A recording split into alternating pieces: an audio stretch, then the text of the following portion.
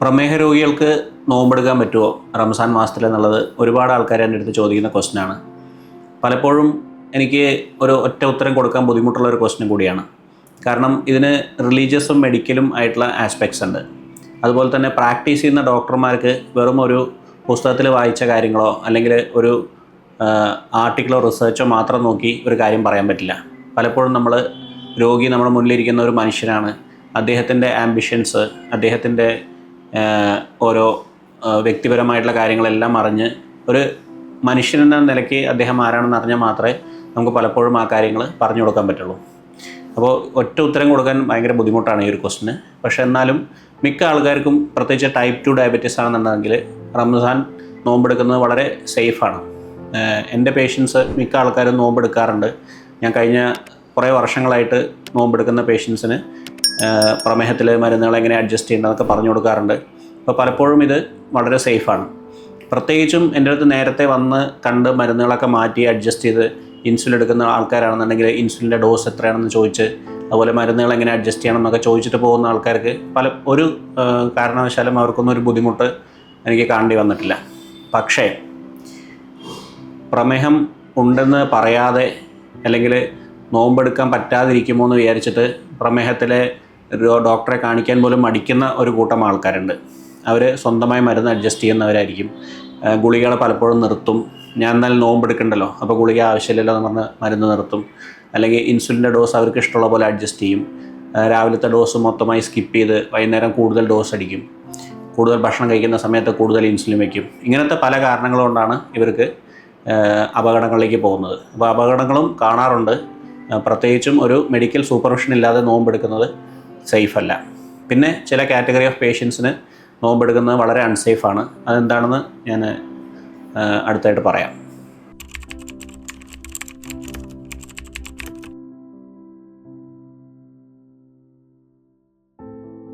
അപ്പോൾ നോമ്പെടുക്കുന്നതിനെ കൊണ്ടുള്ള റിസ്ക്കുകൾ എന്തൊക്കെയാണ്? അത് വളരെ പ്രധാനപ്പെട്ടൊരു പ്രശ്നമാണ്.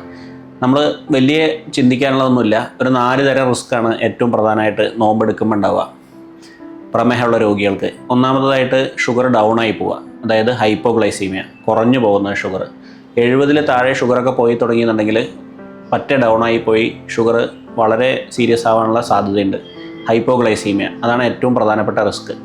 പിന്നെ രണ്ടാമത്തെ റിസ്ക് ഹൈപ്പർ ഗ്ലൈസീമിയാണ്, അതായത് ഷുഗർ കൂടുന്നത്. 300-ന് മുകളിലൊക്കെ ഷുഗർ പോയി കഴിഞ്ഞാൽ അതും ഒരു സീരിയസ് ആയിട്ടുള്ള പ്രശ്നമായി മാറാൻ സാധ്യതയുണ്ട്. പ്രത്യേകിച്ച് ഹാർട്ട് അറ്റാക്ക്, സ്ട്രോക്ക്, ഇങ്ങനത്തെ സംഭവങ്ങളൊക്കെ പ്രമേഹ രോഗികൾക്ക് റംസാൻ നോമ്പെടുക്കുമ്പോൾ ഉണ്ടാവുന്നുണ്ടെന്നുണ്ടെങ്കിൽ അതിനുള്ള പ്രധാന കാരണം ഷുഗർ വല്ലാതെ കൂടിയിട്ടാണ്. അപ്പോൾ ഹൈപ്പർ ഗ്ലൈസീമിയാണ് രണ്ടാമത്തെ റിസ്ക്. ഒന്ന് ഹൈപ്പോഗ്ലൈസീമിയ, പിന്നെ ഒന്ന് ഹൈപ്പർ ഗ്ലൈസീമിയ. മൂന്നാമത്തെ റിസ്ക് ഡീഹൈഡ്രേഷനാണ്. ഡീഹൈഡ്രേഷൻ എന്ന് പറഞ്ഞാൽ നിർജ്ജലീകരണം, നമ്മുടെ ശരീരത്തിലുള്ള വെള്ളം നഷ്ടപ്പെടുക. അപ്പോൾ നമുക്ക് കിഡ്നികൾക്കൊരു പ്രത്യേകതയുണ്ട്. നമ്മൾ എത്ര വെള്ളം കുടിക്കുന്നോ അതിനനുസരിച്ചാണ് മൂത്രം ഉണ്ടാക്കുക. അപ്പോൾ വെള്ളം കുടിക്കുന്നത് കുറഞ്ഞു കഴിഞ്ഞാൽ, ഇപ്പോൾ നോമ്പെടുക്കുമ്പോൾ വെള്ളം കുടിക്കുന്നത് കുറയുമല്ലോ, ആ സമയത്ത് കിഡ്നി നമ്മുടെ ശരീരത്തിൽ വെള്ളം പ്രിസർവ് ചെയ്യാൻ, അതായത് സൂക്ഷിച്ച് വയ്ക്കാൻ ശ്രമിക്കും. അപ്പോൾ വെള്ളം നഷ്ടപ്പെടാതെ അത് പ്രിസർവ് ചെയ്യും. പക്ഷേ ഷുഗർ കൂടുതലുള്ള ആൾക്കാർക്ക്, പ്രത്യേകിച്ച് ഷുഗർ 200-നും 300-നും മുകളിലൊക്കെ പോയി കഴിഞ്ഞാൽ ആ ഷുഗർ എന്തായാലും ബോഡി കിഡ്നിയിൽ കൂടെ നഷ്ടപ്പെടും. ആ ഷുഗർ പോകുന്നതിനനുസരിച്ച് വെള്ളവും നഷ്ടപ്പെടും. അപ്പോഴാണ് ഡീഹൈഡ്രേഷൻ ഉണ്ടാകുന്നത്, നിർജ്ജലീകരണം ഉണ്ടാകുന്നത്. ഈ ജലം നഷ്ടപ്പെടുന്നതാണ് ഒരു പ്രധാനപ്പെട്ട പ്രശ്നം. ഈ പറഞ്ഞ പോലെ ഹാർട്ട് അറ്റാക്ക്, സ്ട്രോക്ക് ഒക്കെ വരാനുള്ള ഒരു പ്രധാന കാരണം ഈ വെള്ളമില്ലാത്തൊരവസ്ഥ വരുന്നതാണ് ശരീരത്തിൽ. അതാണ് മൂന്നാമത്തെ റിസ്ക്.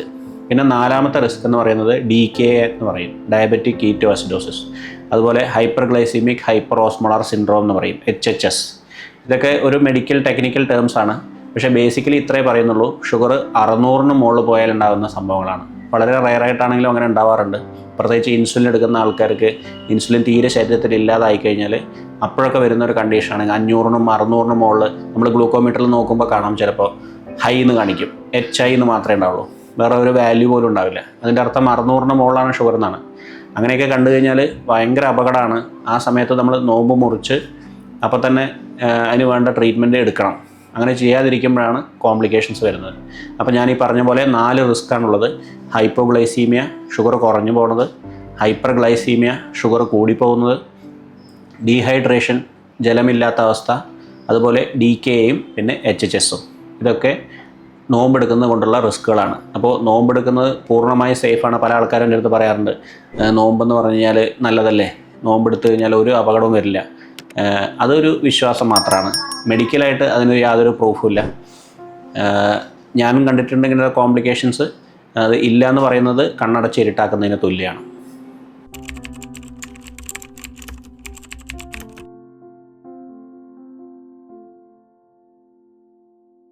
ഏതൊക്കെ തരം പ്രമേഹമുള്ള ആൾക്കാർക്കാണ് നോമ്പെടുക്കാൻ പറ്റുക എന്നുള്ളതാണ് അടുത്ത ഒരു ചോദ്യം. അതായത് ടൈപ്പ് 1 ഡയബറ്റീസ്, ടൈപ്പ് 2 ഡയബറ്റീസ്, ഇതൊക്കെ നിങ്ങൾ കേട്ടിട്ടുണ്ടാവും. അതുപോലെ വേറെയും ടൈപ്പ് ഡയബറ്റീസ് ഉണ്ട്. പാൻക്രിയാസിനെ ബാധിക്കുന്ന ഡയബറ്റീസ് ഉണ്ട്. ചില ഹോർമോണിൻ്റെ അസുഖങ്ങൾ കൊണ്ടുണ്ടാകുന്ന ഡയബറ്റീസ് ഉണ്ട്. അപ്പോൾ ഇങ്ങനെ പ്രമേഹത്തിന് പല വിധങ്ങളുണ്ട്. പക്ഷേ ഇതിൽ പ്രധാനപ്പെട്ട മെജോറിറ്റി, അതായത് 95% കേസുകളും ടൈപ്പ് 2 ഡയബറ്റീസ് ആയിരിക്കും. അതായത് കോമൺലി മരുന്നുകൾ, ഗുളികകൾ മാത്രം കഴിച്ച് കൺട്രോളായി പോകുന്ന ഡയബറ്റീസാണ് ഈ ടൈപ്പ് 2 ഡയബറ്റീസ് എന്ന് പറയുന്നത്. പ്രായമുള്ള ആൾക്കാർക്കും ഇപ്പോൾ ചെറുപ്പക്കാർക്കും യങ് ഏജിലൊക്കെ വരുന്നുണ്ട്. അപ്പോൾ ടൈപ്പ് 2 ഡയബറ്റീസ് ആണ് നമുക്ക് നോമ്പെടുക്കാൻ പറ്റാവുന്ന ഒരു ഡയബറ്റീസ്, അല്ലെങ്കിൽ സേഫായിട്ട് നോമ്പെടുക്കാൻ പറ്റുന്ന ഒരു ഡയബറ്റീസ്. ബാക്കിയുള്ള ടൈപ്പുകൾ, അതായത് ടൈപ്പ് 1 ഡയബറ്റീസ്, അതുപോലെ തന്നെ കുട്ടികൾക്കുണ്ടാകുന്ന പലതരം പ്രമേഹങ്ങൾ, അതുപോലെ പാൻക്രിയാസിനെ ബാധിച്ചിട്ടുണ്ടാകുന്ന പ്രമേഹം, അതേപോലെ ഹോർമോണിൻ്റെ അസുഖങ്ങൾ കൊണ്ടുണ്ടാകുന്ന പ്രമേഹം, പിന്നെ ഗർഭിണികൾക്കുണ്ടാകുന്ന പ്രമേഹം, അതായത് ജസ്റ്റേഷണൽ ഡയബറ്റീസ് എന്ന് പറയും. ഇത്തരത്തിലുള്ള ഡയബറ്റീസിലൊന്നും നമുക്ക് നോമ്പെടുക്കുന്നത് സേഫ് അല്ല. അപ്പോൾ ഒരു ഡോക്ടർ സ്വന്തം സന്തോഷത്തോടു കൂടി അല്ലെങ്കിൽ ധൈര്യത്തോടു കൂടി ഒരു രോഗിയോട് നോമ്പെടുത്തോളാൻ പറയില്ല ഈ ഒരു അസുഖങ്ങളിലെല്ലാം. ആകെ ടൈപ്പ് 2 ഡയബറ്റീസിൽ മാത്രമാണ് നമ്മൾ സേഫായി നോമ്പെടുക്കാൻ പറ്റുമെന്ന് പറയുന്നത്. ഈ ഒരു ഇൻഫർമേഷൻ വെച്ചുകൊണ്ട് മറ്റുള്ള കാറ്റഗറിയിൽ പെടുന്ന ആൾക്കാരെ നോമ്പെടുത്തു കഴിഞ്ഞാൽ അവർക്ക് പലതരത്തിലുള്ള റിസ്ക്കുകളുണ്ടാവും. അപ്പോൾ അതൊരിക്കലും നമ്മുടെ നിലയ്ക്ക് അഡ്വൈസ് ചെയ്യില്ല. പിന്നെ ഞാൻ പറഞ്ഞില്ലേ, ഡോക്ടർമാരുടെ അനുവാദം ഇല്ലാതെ തന്നെ ഞങ്ങൾ ചോദിക്കാതെയും, ഞങ്ങളോട് ചോദിച്ചാൽ പറ്റില്ല എന്ന് പറഞ്ഞാൽ പോലും ചില ആൾക്കാർ അവരുടേതായ റീസണുകൾ കൊണ്ട്, വിശ്വാസത്തിൻ്റെ പേരിലായാലും ശരി, വീട്ടിൽ നിന്നുള്ള പ്രഷർ കൊണ്ടായാലും ശരി, സമൂഹത്തിൽ നിന്നുള്ള പ്രഷർ കൊണ്ടായാലും ശരി, പിന്നെ ഇതൊന്നും അല്ലെങ്കിലും ചില പ്രത്യേക സാഹചര്യങ്ങൾ അവർക്ക് നോമ്പെടുക്കേണ്ടി വന്നേക്കാം. അപ്പോൾ എന്താണ് അവർക്ക് ചെയ്യേണ്ടതെന്ന് പറഞ്ഞു കൊടുക്കുക കൂടി ഡോക്ടറുടെ കടമയാണ്. അത് സേഫ് അല്ല എന്ന് അറിഞ്ഞുകൊണ്ടാണ് അവർ ചെയ്യുന്നത്.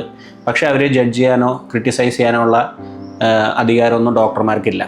അപ്പോൾ അത് ഡോക്ടർമാർ അവരോട് ഒരു റാപ്പോ, അതായത് അവരുമായിട്ടുള്ള ഒരു അനുകമ്പാപൂർവം എമ്പത്തറ്റിക്കലി അവരോട് പെരുമാറുമ്പോൾ മാത്രമേ അവർ ഓപ്പൺ അപ്പ് ചെയ്യുള്ളൂ. ഇല്ലെങ്കിൽ ഇവരത് മറച്ചു വയ്ക്കും. നമ്മൾ നോമ്പെടുക്കുന്നില്ല എന്ന് പറയും, പക്ഷേ അവർ ആക്ച്വലി നോമ്പെടുക്കുന്നുണ്ടാവും. എന്തുകൊണ്ടാണ് ഇവർക്ക് ഷുഗർ കൺട്രോൾ ആവാതെ ഇരുന്നത്, എന്തുകൊണ്ടാണ് ഷുഗറിൽ വേരിയേഷൻ വന്നത്, എന്തുകൊണ്ടാണ് അവർക്ക് സീരിയസ് ആയി അഡ്മിറ്റ് ആവേണ്ടി വന്നത്, ഇതൊന്നും നമുക്ക് മനസ്സിലാവുക കൂടിയില്ല. അപ്പോൾ ഞാൻ പറഞ്ഞ പോലെ തന്നെ രോഗം എന്താണ് എന്ന് അറിയുന്നതിനേക്കാൾ കൂടുതൽ പ്രധാനം രോഗി ആരാണ്, അല്ലെങ്കിൽ നമ്മുടെ മുന്നിലിരിക്കുന്ന മനുഷ്യൻ ആരാണെന്നുള്ളത് അറിയുക എന്നുള്ളതാണ്. അതിൻ്റെ ബാക്കിയുള്ള ആസ്പെക്റ്റാണ്. മെഡിക്കൽ ആസ്പെക്റ്റ് ഞാൻ ഈ പറഞ്ഞ പോലെ ടൈപ്പ് 2 ഡയബറ്റീസ് രോഗികൾക്ക് മാത്രമാണ് സേഫായിട്ട് നോമ്പെടുക്കാൻ പറ്റുന്നത്.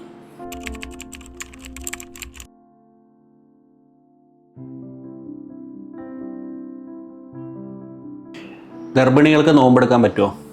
ഗർഭിണികൾക്ക് നോമ്പെടുക്കാൻ പറ്റുമോ എന്ന് എൻ്റെ അടുത്ത് ചോദിച്ചാൽ പറ്റില്ല എന്ന് മാത്രമേ ഞാൻ ഇതുവരെ പറഞ്ഞിട്ടുള്ളൂ. ഗർഭിണികൾ നോമ്പെടുക്കുന്നതിനോട് ഞാൻ തീരെ യോജിപ്പില്ലാത്തൊരു ആളാണ്. കാരണം നമുക്ക് അമ്മയ്ക്ക് എന്താണ് സംഭവിക്കുന്നതെന്ന് പുറത്തുനിന്ന് നമുക്ക് നോക്കി മനസ്സിലാക്കാൻ പറ്റും. പക്ഷേ കുട്ടി എന്ന് പറയുന്ന വേറൊരു ജീവന് എന്താണ് ഉള്ളിൽ സംഭവിക്കുന്നതെന്നുള്ളത് നമുക്ക് പുറമേ നിന്ന് അസസ് ചെയ്യാൻ ഒരു വഴിയില്ല. ആ കുട്ടി അതിൻ്റെ ഉള്ളിൽ സുഖമായിട്ടാണോ ഇരിക്കുന്നത്, ബുദ്ധിമുട്ടിയാണോ ഇരിക്കുന്നത്, എന്താണ് അതിൻ്റെ അവസ്ഥ എന്നുള്ളത് പുറത്തുനിന്ന് അറിയാൻ ഈ പറഞ്ഞ സ്കാനിങ്ങും കാര്യങ്ങളിലൊക്കെ അതിൻ്റെ സ്ട്രക്ചറും അപ്പിയറൻസും ഒക്കെ മനസ്സിലാവുമായിരിക്കും. പക്ഷേ കുട്ടിയുടെ ഉള്ളിലെ അവസ്ഥ എന്താണ്, ആക്ച്വലി ബുദ്ധിമുട്ടിലാണോ കുട്ടി എന്നുള്ളത് അറിയാനുള്ള വഴി വളരെ സീരിയസ് ആയാൽ മാത്രമേ അറിയാൻ പറ്റുള്ളൂ. അതിൻ്റെ ചെറിയ ബുദ്ധിമുട്ടുകളൊന്നും നമുക്ക് അറിയാൻ പറ്റില്ല. അപ്പോൾ കുട്ടിയെ ബുദ്ധിമുട്ടിക്കുന്നതിനോട് ഞാൻ എതിരാണ്. അതുകൊണ്ട് തന്നെ പ്രമേഹം ഉള്ള ഒരു ഗർഭിണിയോട് ഞാൻ ഒരിക്കലും നോമ്പെടുക്കാൻ അഡ്വൈസ് ചെയ്യാറില്ല. അതൊരു കാര്യം. പക്ഷേ നമ്മൾ മനസ്സിലാക്കേണ്ട കാര്യം എന്താണെന്ന് വെച്ച് കഴിഞ്ഞാൽ പല ഗർഭിണികളും നോമ്പെടുക്കാറുണ്ട്. പ്രത്യേകിച്ച് മൈൽഡ് ഡയബറ്റീസ് ഒക്കെ ആണെന്നുണ്ടെങ്കിൽ വളരെ ഈസിയായി കൺട്രോൾ ചെയ്യുന്ന, അധികം ഇൻസുലിനൊന്നും എടുക്കാതെ ഗുളികയിൽ മാത്രം കൺട്രോൾ ആവുന്ന പല ഗർഭിണികളും നോമ്പ് കാലത്ത് എനിക്ക് കുഴപ്പമൊന്നുമില്ല, ഞാൻ നോമ്പെടുത്തു എന്ന് വളരെ സന്തോഷത്തോടു കൂടി ഒന്ന് പറയാറുണ്ട് നെക്സ്റ്റ് ടൈമിൽ. അപ്പോൾ നമ്മൾ അതും മനസ്സിലാക്കണം, ആൾക്കാരുടെ പ്രയോറിറ്റി എന്താണ്, അതിനനുസരിച്ച് വേണം നമ്മൾ പറഞ്ഞു കൊടുക്കാൻ. പക്ഷേ പല പ്രാവശ്യം ഇൻസുലിൻ എടുക്കേണ്ടി വരുന്ന അമ്മമാരോട് നമ്മൾ തീർത്തും പറയാറുണ്ട് നോമ്പെടുക്കാൻ പാടില്ല എന്ന്. അത് വളരെ അപകടമാണ്. ഷുഗറിൽ നല്ല ഫ്ലക്ച്വേഷൻ ഉണ്ടാവും. ഷുഗർ ഒരു 130 താഴെയാണ് നിൽക്കേണ്ടത് ഗർഭിണികൾക്ക്. അതായത് ഭക്ഷണം കഴിക്കുന്നതിന് മുമ്പ് 100 താഴെയും, ഭക്ഷണം കഴിച്ച് കഴിഞ്ഞാൽ 130 താഴെയാണ് നമ്മൾ നിർത്താൻ ശ്രമിക്കുക. അതിൽ കുറച്ച് കൂടിയാൽ പോലും കുട്ടിക്ക് ബുദ്ധിമുട്ടാണ്. ഉള്ളിലിരിക്കാൻ ബുദ്ധിമുട്ടാണ്. അതുപോലെ തന്നെ കോംപ്ലിക്കേഷൻസ് വരാനുള്ള റിസ്ക്കും കൂടുതലാണ്. കുട്ടിക്ക് ഭാവിയിൽ എന്തെങ്കിലും പ്രശ്നം വരുമോ എന്നുള്ളത് നമുക്ക് പറയാൻ പറ്റില്ല. നമ്മൾ പുറത്ത് ജനിച്ച് വരുന്ന സമയത്ത് വരെ ചിലപ്പോൾ കാണുമ്പോൾ കുട്ടിക്ക് കുഴപ്പമൊന്നും ഉണ്ടാവില്ല. പക്ഷേ ഭാവിയിൽ ഈ ഒരു മാസം കൺട്രോൾ ഇല്ലാത്തതിൻ്റെ ആഫ്റ്റർ ഇഫക്ട്സ് ജീവിതകാലം മുഴുവൻ ആ കുട്ടി അനുഭവിക്കേണ്ടി വരും. അപ്പോൾ ഒരു നിഷ്കളങ്കമായ ഒരു ജീവനോട് നമ്മൾ ചെയ്യുന്ന ഒരു ക്രൂരതയാണ് പലപ്പോഴും ഷുഗർ കൺട്രോൾ ഇല്ലാത്ത സമയത്ത് നോമ്പെടുക്കുന്നത്. അപ്പോൾ അത് മനസ്സിലാക്കി ഡോക്ടറോട് ചോദിച്ച് ഡോക്ടർ അനുവാദമുണ്ടെങ്കിൽ മാത്രം നോമ്പെടുക്കുക എന്നുള്ളത് തന്നെയാണ് എനിക്ക് ഗർഭിണികളോട് പറയാനുള്ളത്.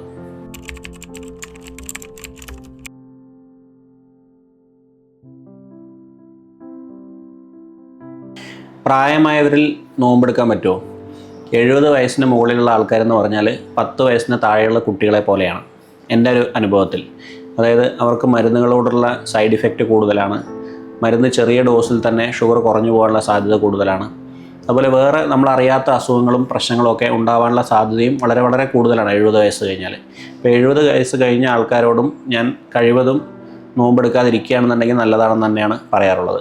പക്ഷേ പിന്നെയും ഈ കാര്യത്തിൽ ഒരു സംശയങ്ങളുണ്ടാവാം. പല ആൾക്കാർക്കും വളരെ ഹെൽത്തി ആയിട്ട് ഫീൽ ചെയ്യുന്നുണ്ടാവാം. അവർ വിചാരിക്കുന്നുണ്ടാവാം, അല്ലെങ്കിൽ അൺഹെൽത്തി ആയിട്ട് ആൾക്കാർ, അതായത് ശരീരത്തിന് ആരോഗ്യം പോരാൻ തോന്നുന്ന ആൾക്കാർക്ക് പോലും നമ്മളിത് പറയാതിരുന്നിട്ട് കാര്യമില്ല. അവർക്ക് അവരുടെ ജീവിതം കഴിയാറായി, അന്ത്യത്തോട് അടുക്കാറായി. അപ്പോൾ നമ്മൾ ഇനി നോമ്പെടുക്കാൻ ഇനി അടുത്ത നോമ്പ് കാലത്തേക്ക് ഞാൻ ഉണ്ടായില്ലെങ്കിലോ, ഇതെല്ലാം അവരോട് സംസാരിക്കുമ്പോഴാണ് അവർ പറയാറുള്ളത് പല ആൾക്കാരും. ഇതിലൊന്നും നമ്മൾ മരണം അല്ലെങ്കിൽ വയ്യാതാവുന്നത് ഇതൊന്നും ഒരു ഡോക്ടറെ സംബന്ധിച്ചിടത്തോളം ഒരു വലിയൊരു സംഭവമല്ല. എന്ന് വെച്ചാൽ നമ്മളെന്നും കാണുന്നത് കൊണ്ട് തന്നെ ഇതിനെപ്പറ്റി സംസാരിക്കാതിരിക്കാൻ നമ്മൾക്ക് പറ്റില്ല. പലർക്കും അച്ഛനമ്മമാരോട് അവരുടെ വയ്യായെ പറ്റിയിട്ടോ അല്ലെങ്കിൽ അവരുടെ മരണത്തിനെ പറ്റിയിട്ടോ അവരുടെ അസുഖം സീരിയസ് ആവുന്നതിനെ പറ്റിയോ സംസാരിക്കാൻ മടിയാണ്. പക്ഷേ ഒരു ഡോക്ടർ എന്ന നിലയ്ക്ക് പലപ്പോഴും നല്ല റാപ്പോ ഉണ്ടായിക്കഴിഞ്ഞാൽ, നന്നായിട്ട് പേഷ്യൻസ് നമ്മളോട് അടുത്ത് കഴിഞ്ഞാൽ പലപ്പോഴും ഞാൻ അവരോട് സംസാരിക്കാറുണ്ട് നേരിട്ട്. അപ്പോൾ വളരെ സന്തോഷത്തോടു കൂടി തന്നെ, തമാശ രൂപത്തിൽ തന്നെ, ജനനം പോലെ തന്നെയാണ് മരണവും. അപ്പോൾ അവരോട് ഇതേ കാര്യങ്ങൾ സംസാരിക്കാറുണ്ട്. നിങ്ങൾക്ക് എന്താണ് നിങ്ങളുടെ ലൈഫിലെ മീനിങ് എന്താണ്, നിങ്ങൾക്ക് എന്താണ് മീനിങ് തരുന്നത് ലൈഫിന്, നിങ്ങളുടെ ആംബിഷൻസ് എന്താണ്, നിങ്ങളെന്താണ് മുന്നോട്ട് പർപ്പസ് ഓഫ് ലൈഫ് എന്താണ്, ഇതൊക്കെ മനസ്സിലാക്കി കഴിയുമ്പോഴാണ് അവർക്ക് അതിനനുസരിച്ച് അഡ്വൈസ് കൊടുക്കാൻ പറ്റുള്ളൂ. പല ആൾക്കാർക്കും നമ്മൾ കണ്ടിട്ടില്ലേ, എൻ്റെ അടുത്ത് തന്നെ വളരെ സന്തോഷത്തോടെ പറഞ്ഞിട്ടുണ്ട്, ഇപ്പോൾ ഞാൻ വയ്യ, എനിക്ക് ഹജ്ജിന് പോവുകയാണ്, ഇനി അവിടുന്ന് മരണപ്പെട്ട് കഴിഞ്ഞാൽ മരണപ്പെട്ടോട്ടെ എന്ന് വിചാരിച്ചിട്ട് അത് പുണ്യമായിട്ട് കണക്കാക്കുന്ന ആൾക്കാരുണ്ട്. അതുപോലെ തന്നെ റംസാൻ മാസത്തിൽ നോമ്പെടുത്തേ പറ്റുള്ളൂ എന്ന് വിശ്വസിക്കുന്ന കുറേ പ്രായമുള്ള ആൾക്കാരുണ്ട്. അപ്പോൾ അങ്ങനെയുള്ളവർ വരുമ്പോഴും നമ്മൾ അവരുടെ വിശ്വാസത്തോട് അവജ്ഞയോടെ പെരുമാറാതെ അവർക്ക് അതിൻ്റെ സീരിയസ്നെസ് പറഞ്ഞ് മനസ്സിലാക്കി കൊടുത്ത്, ഇനി എന്നിട്ടും നോമ്പെടുക്കാനാണ് അവർ തീരുമാനിക്കുന്നുണ്ടെങ്കിൽ അവരുടെ മരുന്നുകൾ എങ്ങനെ അഡ്ജസ്റ്റ് ചെയ്യണം എന്നുള്ളത് പറഞ്ഞു കൊടുക്കുക എന്നുള്ളത് തന്നെയാണ് ഒരു ഡോക്ടറുടെ ഉത്തരവാദിത്വം. അപ്പോൾ ഞാൻ കഴിവതും പറയാറുള്ളത് അവരുടെ അൺസേഫ് ആയിട്ടുള്ള മരുന്നുകൾ, അതായത് ചില ഷുഗർ വല്ലാതെ ഡൗൺ ആയി പോകാൻ സാധ്യതയുള്ള ചില മരുന്നുകളുണ്ടാവും. അത് നമുക്ക് കഴിവതും ഒഴിവാക്കുന്നതാണ് നല്ലത്. കുറച്ചൊന്ന് ഷുഗർ കൂടി നിന്നാലും വലിയ പ്രശ്നമില്ല. 250, 300 താഴെ നിൽക്കണമെന്നേ ഉള്ളൂ. അപ്പോൾ പ്രത്യേകിച്ചും നമ്മൾ ഷുഗർ ചെക്ക് ചെയ്യണം എന്നുള്ളതാണ് ഏറ്റവും പ്രധാനമായിട്ട് ഞാൻ ഇവർക്ക് പറയാറുള്ളത്, അതായത് പ്രായമുള്ള ആൾക്കാർക്ക്. അതൊരു തെറ്റിദ്ധാരണയാണ്. പല ആൾക്കാരും എൻ്റെ അടുത്ത് ചോദിക്കാറുണ്ട്, നമ്മൾ ഈ നോമ്പ് സമയത്ത് ഗ്ലൂക്കോമീറ്ററിൽ ഷുഗർ ചെക്ക് ചെയ്യുമല്ലോ, ബ്ലഡ് എടുത്ത് ടെസ്റ്റ് ചെയ്യുന്ന സമയത്ത് നോമ്പ് മുറിയോ എന്നുള്ളത്. അപ്പോൾ അങ്ങനെ മുറിയെന്ന് വിചാരിച്ച് ചോദിക്കുന്ന ആൾക്കാർ കുറച്ചേ ഉണ്ടാവുള്ളൂ. ആ ചോദിക്കാതെ തന്നെ മുറിയെന്ന് വിചാരിച്ച് ടെസ്റ്റ് ചെയ്യാത്ത കുറേ ആൾക്കാരുണ്ടാവും. അപ്പോൾ ഞാൻ അവരോട് സ്പെസിഫിക് ആയിട്ട് പറയും, നിങ്ങൾ നോമ്പ് ഉള്ള സമയത്ത് ഷുഗർ ചെക്ക് ചെയ്യാട്ടോ, അതായത് ഗ്ലൂക്കോമീറ്ററിൽ ഷുഗർ ടെസ്റ്റ് ചെയ്തുകൊണ്ട് മാത്രം നോമ്പ് മുറിയില്ല കേട്ടോ.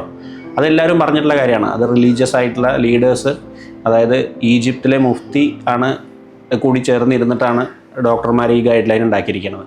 അപ്പോൾ അതിൽ അവർ പറയുന്നത് ഗ്ലൂക്കോമീറ്ററിൽ ഷുഗർ ചെക്ക് ചെയ്താലോ, ഇവിടെ ഇൻസുലിൻ എടുത്താൽ പോലും അതൊരു ഭക്ഷണ പദാർത്ഥമൊന്നും അല്ലാത്തതുകൊണ്ട് ഇൻസുലിൻ എടുത്താൽ പോലും നോമ്പ് മുറിയില്ല എന്നാണ് റിലീജിയസ് ലീഡേഴ്സ് പറഞ്ഞിരിക്കുന്നത്. പക്ഷേ അതെന്തായാലും ആൾക്കാരെ സമ്മതിക്കില്ല. ഇൻസുലിൻ എടുക്കാൻ അത് നോമ്പ് മുറിഞ്ഞതായിട്ട് തന്നെ കണക്കാക്കാം മിക്ക ആൾക്കാരും. പക്ഷേ ഷുഗർ നോക്കിയതുകൊണ്ട്, പ്രത്യേകിച്ച് ബ്ലഡ് ഇങ്ങോട്ടാണല്ലോ എടുക്കുന്നത്, അപ്പോൾ അതുകൊണ്ട് ഷുഗർ ഗ്ലൂക്കോമീറ്ററിൽ ചെക്ക് ചെയ്താൽ ഒരിക്കലും നോമ്പ് മുറിയില്ല. അത് അങ്ങനെ ഒരു തെറ്റിദ്ധാരണ ആർക്കെങ്കിലും ഉണ്ടെങ്കിൽ അത് അപ്പം തന്നെ പറഞ്ഞ് മനസ്സിലാക്കി കൊടുക്കണം. അങ്ങനൊരു സംഭവമില്ല. അതുകൊണ്ട് പല പ്രാവശ്യം ഇന്ന സമയത്ത് ഷുഗർ കൂടാനും അതുപോലെ കുറയാനും സാധ്യതയുണ്ടെന്നുള്ളൊരു ടൈമുണ്ട്.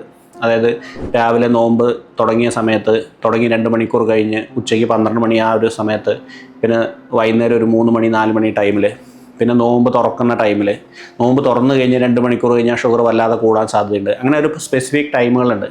ഈ ടൈമുകളിലൊക്കെ ഷുഗർ പല പ്രാവശ്യം ചെക്ക് ചെയ്ത് നോക്കണം, പ്രായമുള്ളവർ പ്രത്യേകിച്ചും. അല്ലാത്തവരും ടെസ്റ്റ് ചെയ്ത് നോക്കുന്നത് നല്ലതാണ് തുടക്കത്തിലെല്ലാം. നോമ്പ് തുടങ്ങിയിട്ടുള്ള ഫസ്റ്റത്തെ ഒരാഴ്ചയാണ് ഏറ്റവും കൂടുതൽ റിസ്ക് ഉള്ളത്. അപ്പോൾ ആദ്യത്തെ ആഴ്ച നമ്മൾ കഴിവതും ബ്ലഡ് ടെസ്റ്റ് ചെയ്തിട്ട് നമ്മൾ സേഫ് സോണിലാണെന്ന് അറിഞ്ഞിരിക്കുന്നത് വളരെ നല്ലതാണ്. പ്രത്യേകിച്ചും 70 താഴെയും പോകാൻ പാടില്ല, അതുപോലെ 300 മുകളിലും പോകാൻ പാടില്ല. 70 താഴെ പോയാലോ 300 മുകളിൽ പോയാലോ നോമ്പെടുക്കുന്നത് ശരീരത്തിന് റിസ്ക്കാണ്. അപ്പോൾ നോമ്പ് മുറിക്കണം തന്നെ പറയണം.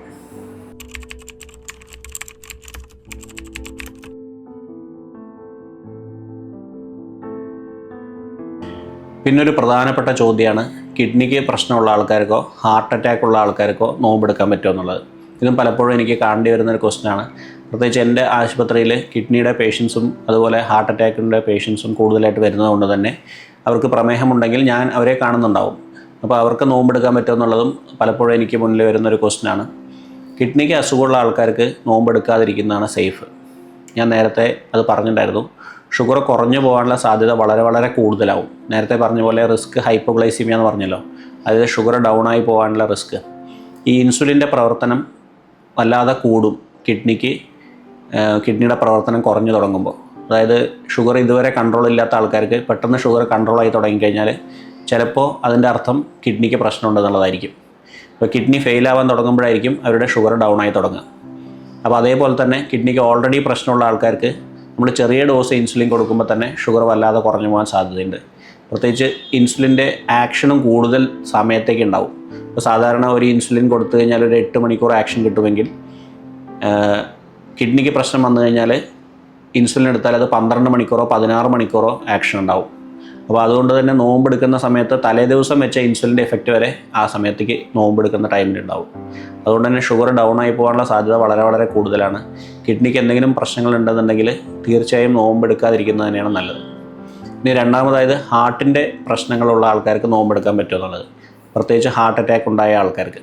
അപ്പോൾ ഹാർട്ട് അറ്റാക്കുള്ള ആൾക്കാർക്ക് ആദ്യത്തെ ഒരു 6 മാസം അല്ലെങ്കിൽ ഒരു വർഷത്തോളം അവർക്ക് രണ്ടാമത് ഹാർട്ട് അറ്റാക്ക് വരാനും അതുപോലെ സ്റ്റെൻഡ് ഇടുകയെല്ലാം ചെയ്യാം നമ്മൾ സാധാരണ ഹാർട്ട് അറ്റാക്ക് വന്നു കഴിഞ്ഞാൽ. ആ സ്റ്റെൻറ്റ് വീണ്ടും അടഞ്ഞു പോകാനുള്ള സാധ്യത വളരെ കൂടുതലാണ് ആദ്യത്തെ ഒരു 6 മാസം അല്ലെങ്കിൽ ഒരു വർഷം വരയ്ക്ക്. ആ ഒരു വർഷം കഴിഞ്ഞാൽ പിന്നെ റിസ്ക് കുറച്ച് കുറയും. തീരെ ഇല്ലാതാവുന്നില്ല, പക്ഷേ റിസ്ക് നല്ലപോലെ കുറയും. അതുകൊണ്ട് ആദ്യത്തെ ഒരു വർഷം തീർച്ചയായും നോമ്പെടുക്കാതിരിക്കുന്നത് തന്നെയാണ് നല്ലത്. അതിനുശേഷം നിങ്ങളെ കാർഡിയോളജിസ്റ്റിനോടോ ഹാർട്ടിൻ്റെ ഡോക്ടറോടൊക്കെ സംസാരിച്ചതിന് ശേഷം മാത്രം നോമ്പെടുക്കാൻ പറ്റുമെങ്കിൽ എടുക്കുക. പക്ഷേ സേഫ്റ്റി ആദ്യത്തെ ഒരു വർഷത്തേക്കില്ല. കഴിഞ്ഞ 2-3 മാസം മുമ്പൊക്കെ ഹാർട്ട് അറ്റാക്ക് ഉണ്ടായ ആൾക്കാർ ഇപ്രാവശ്യം നോമ്പെടുക്കട്ടെ എന്ന് ചോദിക്കാറുണ്ട്. അപ്പോൾ ഈ ഡീഹൈഡ്രേഷൻ ഞാൻ നേരത്തെ പറഞ്ഞല്ലോ, വെള്ളം നഷ്ടപ്പെടുന്ന ഒരവസ്ഥ, അതിൽ ബ്ലഡ് ക്ലോട്ട് ആവാനുള്ള സാധ്യത കൂടുതലാണ്. ഈ ബ്ലഡ് ക്ലോട്ടായിട്ടാണ് ഹാർട്ടിൽ ബ്ലോക്ക് വരുന്നത്. അപ്പോൾ അത് നമ്മൾ സ്റ്റെൻറ്റ് ഇട്ട് തൽക്കാലത്തേക്ക് തുറന്നു വെച്ചിരിക്കുകയായിരിക്കും. അപ്പോൾ അതിനൊരു നോർമൽ ഫ്ലോ ആവുന്ന വരയ്ക്ക് നമ്മൾ ഈ ഡീഹൈഡ്രേഷൻ പറയുന്ന സംഭവം ഒഴിവാക്കണം. അപ്പോൾ ഡീഹൈഡ്രേഷൻ വന്നു കഴിഞ്ഞാൽ രണ്ടാമത് ഹാർട്ട് അറ്റാക്ക് വരാനുള്ള സാധ്യത കൂടുതലാണ്. അതുകൊണ്ട് തന്നെ ഹാർട്ട് അറ്റാക്കുള്ള രോഗികൾ ഒരു വർഷം കഴിയുന്നതിന് മുമ്പ് ഒരിക്കലും നോമ്പെടുക്കാൻ പാടില്ല.